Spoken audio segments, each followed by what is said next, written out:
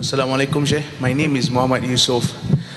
In your various lectures, you have criticized the banking system and also various financial institutions. My question is, what do you think of the Islamic banking and takaful, in which we were told that it is Sharia compliance?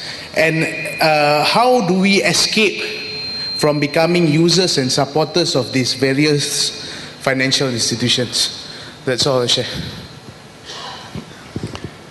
I have a booklet outside entitled Islam and the Future of Money, the gold dinar and silver dirham. Islam and the Future of Money. Unfortunately, none of us has complete knowledge, so my knowledge of the subject is constantly increasing. And since I wrote that book, there are now 2 more chapters to be added to it. The Bretton Woods monetary system, which gave us the US dollar as the international currency, was backed by gold. That the US government undertook a responsibility under international law to redeem US dollars for gold at the rate of $35 for 1 ounce of gold. So there was some integrity in the US dollar. But only governments could redeem, only governments, not people. That's bogus.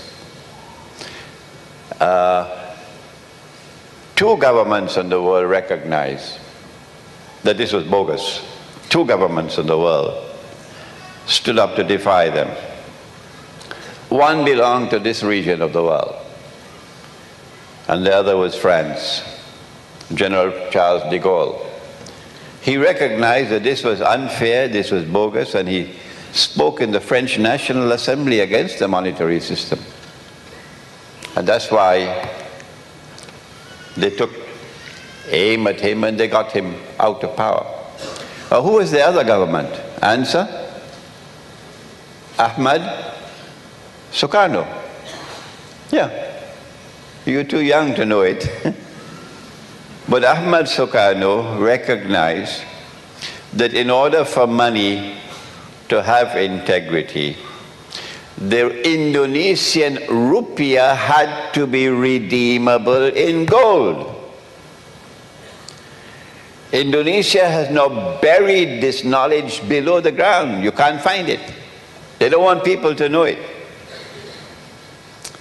But Ahmad Sukarno wanted the Indonesian rupiah to be redeemable in gold. That you could take the rupiah to any bank and you can get gold for it. If Ahmad Sukarno was successful, the Indonesian rupiah would not be in the disgraceful state where it is now. And my daughters would not be slaves. My daughters would not be slaves picking up your garbage. My daughters working for the salary of a slave in Lee Kuan Yew in Singapore. But who talks about that? So Sukarno took Indonesia out of the UN. May Allah bless him for that. People who have 1 eye can't understand it. But people who have 2 eyes would say, may Allah bless him for that. And Ahmad Sukarno took Indonesia out of the IMF. Yes, he did. Hugo Chavez is one of my heroes. He's my next door neighbor. I'm from Trinidad, he's from Venezuela. Hugo Chavez tried to take Venezuela out of the IMF and could not succeed and died. But Sukarno took Indonesia out of the IMF. And that's why the CIA had to put their stuntman Suharto and remove Sukarno so that the CIA would rule over Indonesia. 2 governments. Until eventually Dr. Mahathir, when he was about to retire, also took aim at the monetary system. Where are the scholars of Islam to tell Bank Negara? Where are the scholars of Islam? You'll have to answer on Judgment Day. You will have to answer on Judgment Day.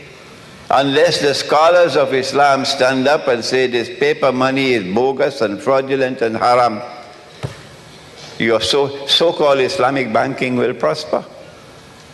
Is there any Islamic bank in the world which is arguing that we should bring back gold and silver as money? Dinar and dirham? None. If an Islamic bank calls for dinar and dirham, they'll shut it down. They'll shut it down. That's not my only criticism of Islamic banking, so-called Islamic banking. There are other criticisms as well. But we don't have the time today to go into that subject. But I suggest that you read my book, The Gold Dinar and Silver Dirham, Islam and the Future of Money, which is outside. It's also translated to Bahasa. Any more questions?